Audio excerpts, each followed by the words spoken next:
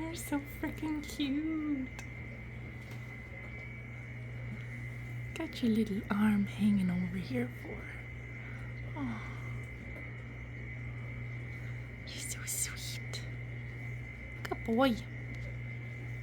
Good morning and happy Monday. This is officially my last week of my return to work.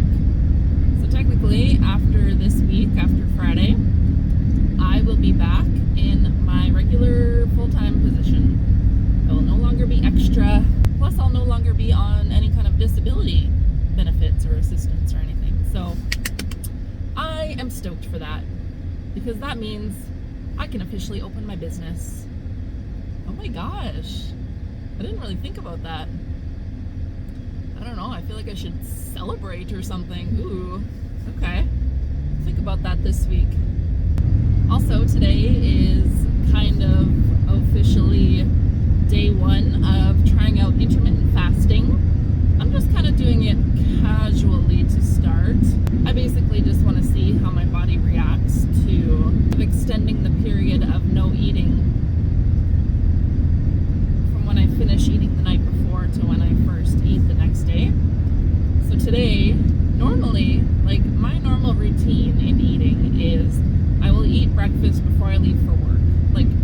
And my work shift start times kind of vary. Like my earliest one is 6:30 and my latest is 8:30. So, I could be eating as early as, I guess, 5:30 in the morning on the mornings that I'm working. And so depending on what time I ate the night before, that's probably only an 8 or 9 hour window of no food.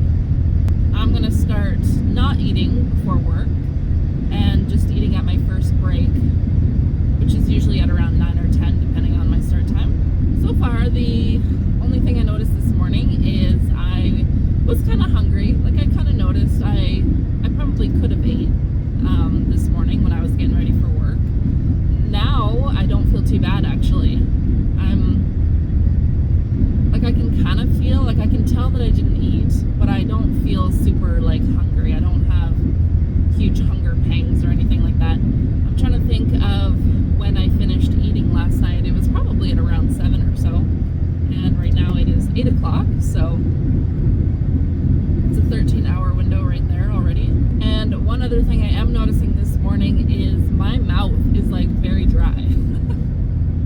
No matter how much I drink, my lips and my mouth were dry. I put chapstick on, but I can just tell my tongue feels weird. I don't know. I mean, that must be from not eating. I've never really felt this way before. It's kind of weird. We'll see how it goes. Like I said, I'm just doing this casually. I'm just going to experiment, kind of see how I feel. Maybe I'll kind of journal on my symptoms, and I'll let you know if you're interested on how this fasting journey goes. I've never really tried it out before. I mean, I've heard lots about it. I kind of thought it was like a fad diet or something, but I mean, it seems like there's a few people out there that get results. Whether the fasting just naturally leads to eating less, or there is some kind of healing properties that happen during the fasting period. I don't know. I tried reading that Fast Like a Girl book. I finished it just this morning, actually. And I don't know, it was kind of really sciencey for me. It was really wordy. I don't know. And I don't know how much of it I really believe. They're talking about what happens at the different hours of fasting, 13, 15, 17, 24, 72 hours even of fasting. I'm just I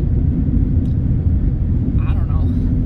I don't know how true that is, but I'm not a scientist, so whatever. I'm just gonna try it and see how I feel. I feel like I've had the most success in feeling good in my body and my eating when I've kind of leaned into the intuitive eating part of listening to your hunger cues.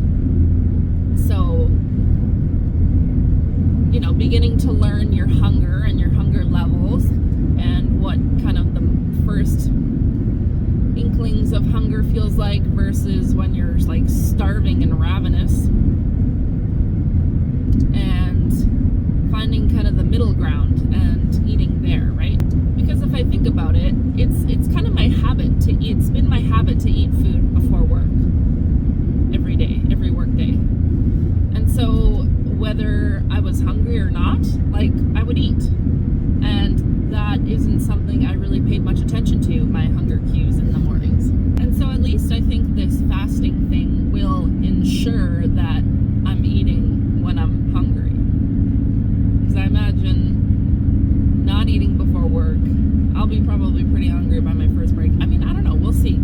Apparently in that Fast Like a Girl book, there's like a period of time where you like enter the ketosis or whatever, and your body starts burning fat and ketones instead of blood, like sugar in your blood from your food. And that's actually supposed to suppress hunger and increase your mental clarity. I don't know. And I can't remember at what hour of fasting that was supposed to happen at. Plus, I mean, I think you have to eat a certain way for that to happen too, right? It's the whole keto thing, which I've never done either, and I don't know too much about, but just trying it out, see how I feel. You know, like, nothing's ever gonna change if I just continue the same way I've been living and eating, right? So, yeah, just seeing what's gonna work for me. It's like kind of a blue sky today. There's a few clouds, but as you can see, it's like blue out there.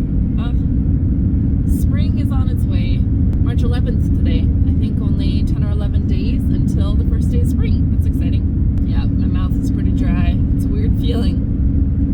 And it's like water doesn't really help. Yeah, I'm excited to launch my business. I don't even really know what my offers are going to be yet. I know I'd like to offer breathwork for RA, and also just a community of support for RA.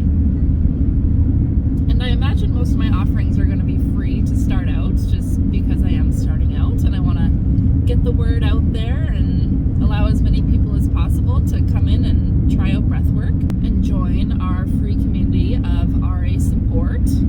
I just don't know which platform I should use for like an RA group. I'm a part of a community that uses Slack, but I don't know if that would be good, because I don't like how Slack, I mean, the free version anyway, I think is what they're using. I have no idea. I don't like how it erases your old messages. Like, it doesn't keep messages past like 30 or 60 days or something like that. So it's like if you want to search a topic of what people have been talking about, you can't really. It only keeps like a certain amount of days. And then another thought is, if I'm going to be celebrating getting off disability, going back to work, opening my business, how would I do that? You know, something that's been on my mind a bit is, how do we unpair celebration and food, you know?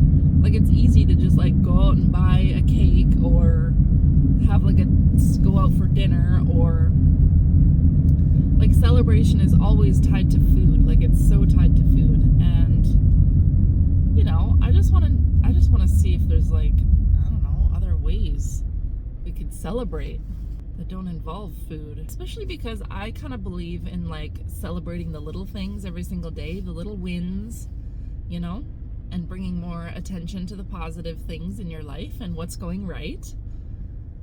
But like, how do you, like, what kind of a little treat or a little something could you do that, you know, doesn't always involve food? Because it's not always practical to be eating so much cake and sweets and all that. Every once in a while is fine, for sure, but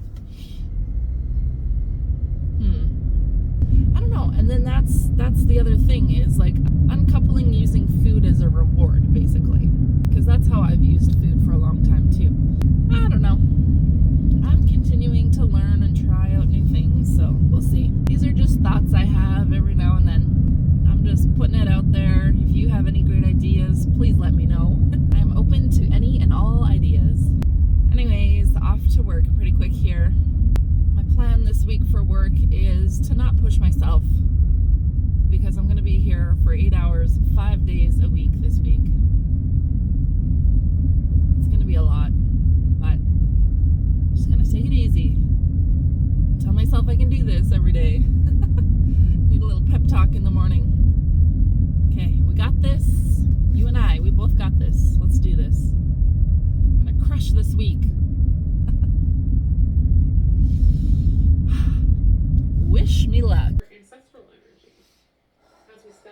unconditional self-regard and the loving compassion of Pisces.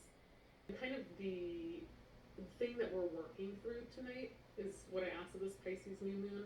It's the Strength card. And this is actually this has come up for me a couple of times today in other readings that I've been doing.